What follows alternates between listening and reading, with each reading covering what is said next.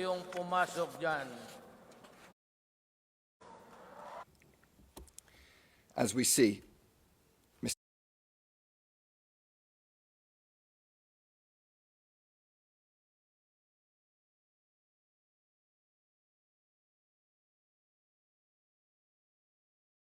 Tous à nouveau. Once again, good day, everyone.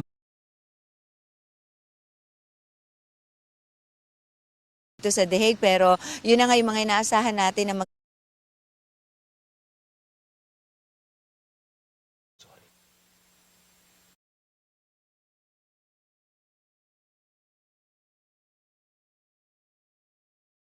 Ako gusto mo na raw mag-dream house, bumili ng dream house. Dito sa International Criminal Of charges hearing ng International Criminal Court.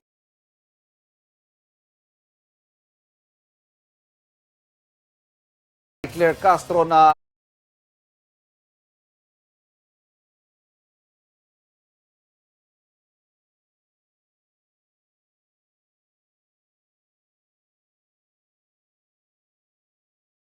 So everyone said what they had to say.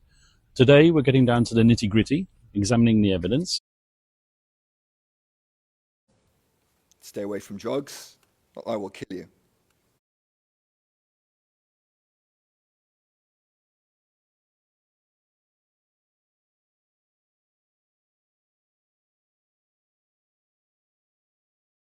Ngayon ang isang US immigration lawyer sa mga Pilipino sa Amerika sa gitna ng sunod-sunod na paghuhuli ng Immigration and Customs Enforcement o ICE sa illegal immigrants.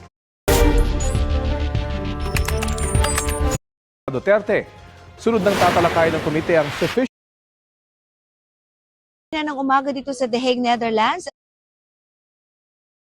Namin ni Makagago, ako ho ang unang nagsampa ng kaso sa kanya.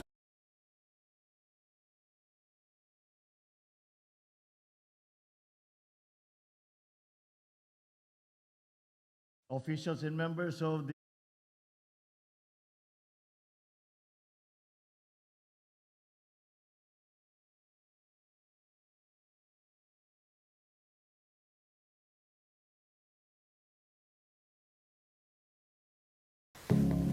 the prosecution. Sino pa yung mapay natin ba? Ligo na, ligo. Ligo ikaw, ligo.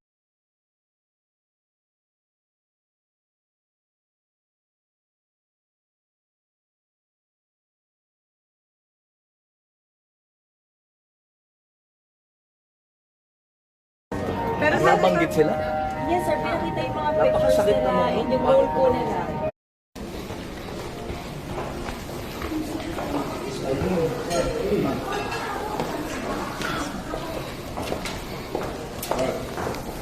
i-send lang po natin yung warrant. Alright. Hindi, mas okay na rin sa akin yun. Kasi para maandun. Oo, kasi dadami pa yung pipirmahan ko eh. Pero mag-consultation tayo. Yes po. Ito pati annexes. Tatlo lang lagi.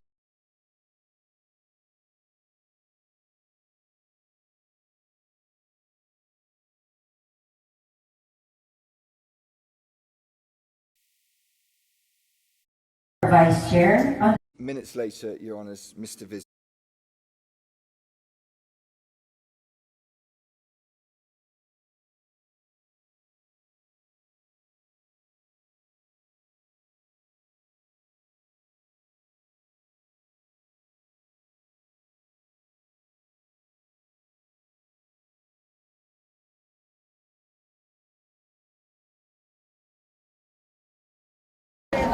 Same statement po ako. Same statement po. Sir na.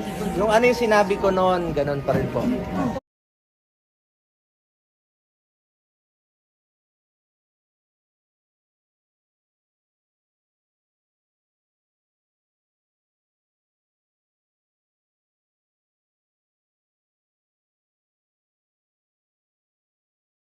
Duterte's request to waive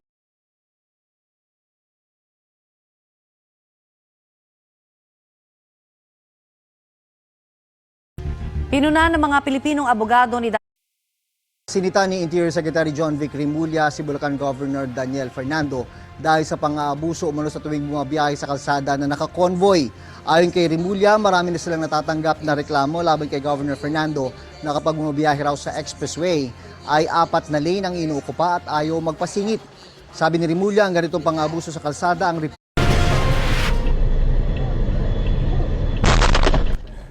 Tumama ang gulong na yan sa hood ng isang kotse sa Dagupan City.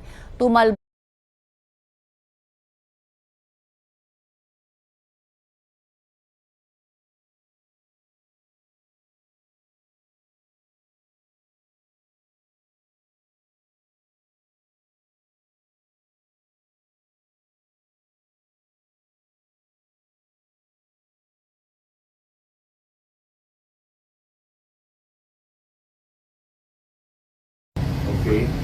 In our last first board meeting,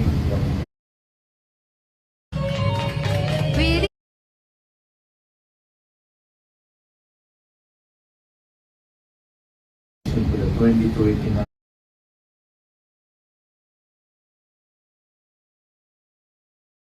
Able to say Nabasag kotse ang isang sasakyan na Narinig namin dati yung kwento about yung pamangkin nyo. Yung pamangkin nyo. Tapos ngayon,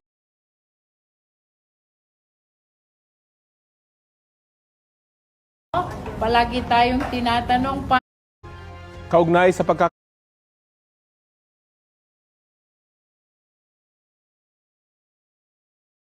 magkakasamang pinanood ng mga kaanak ng ilang biktima.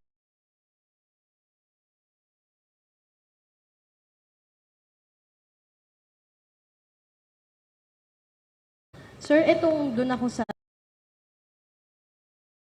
Isang gobernador